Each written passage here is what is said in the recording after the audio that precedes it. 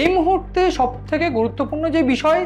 Gen Z আন্দোলন। Gen Z আন্দোলন নিয়ে আজকের এই অনুষ্ঠান এবং জেনজি আন্দোলনের যে এই মুহূর্তে দাঁড়িয়ে আমি যদি ক্রমবর্ধমান একেবারে এশিয়ার যে চিত্রটা দেখা যায় তাহলে দেখা যাবে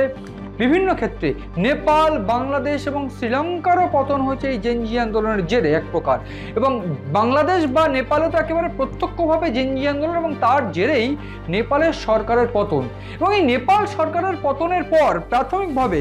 দক্ষিণ এশিয়ার পর এবার দক্ষিণ পূর্ব আফ্রিকায় আরও একটি সরকারের পতন হলো এই জেনজি আন্দোলনের জেরে। তথ্য উঠে আসছে যে মাদাগাস্কারের প্রেসিডেন্ট অ্যান্ড্রি রাজোয়েলিনা, এই অ্যান্ড্রি রাজোয়েলিনা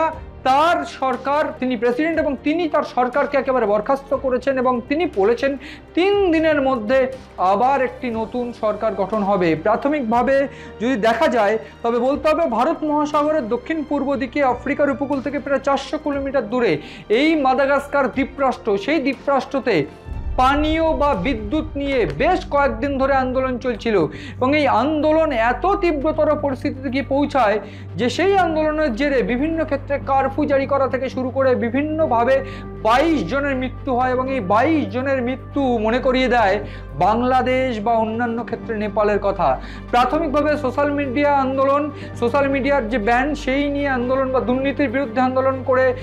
জেনজিরা তারা সরকার বদল করে দিয়েছে নেপালে এবং সেই তথ্য তার পাশাপাশি বাংলাদেশেও একই অভিযোগ। অন্যান্য ক্ষেত্রে বাংলাদেশের চিত্রটা কিছুটা ভিন্ন হলেও জেনজি আন্দোলনের জেরেই কিন্তু বাংলাদেশের সরকারের পতন হয়েছে বা নেপালের সরকারের পতন হয়েছে। এইবার দক্ষিণ পূর্ব আফ্রিকায় এই দ্বীপরাষ্ট্র মাদাগাস্কারেরও সরকার পতন হলো এবং প্রাথমিকভাবে মাদাগাস্কারের প্রেসিডেন্ট রাজোয়েলিনা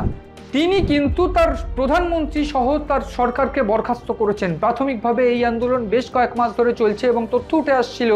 যে এই জেনজি তারা একেবারে পথে নামে, তারা সরকার সহ প্রেসিডেন্ট সহ সবার বিরুদ্ধে আন্দোলন করতে পথে নেমে পড়েছিল এবং সেই আন্দোলন রুখতে একেবারে সহিংস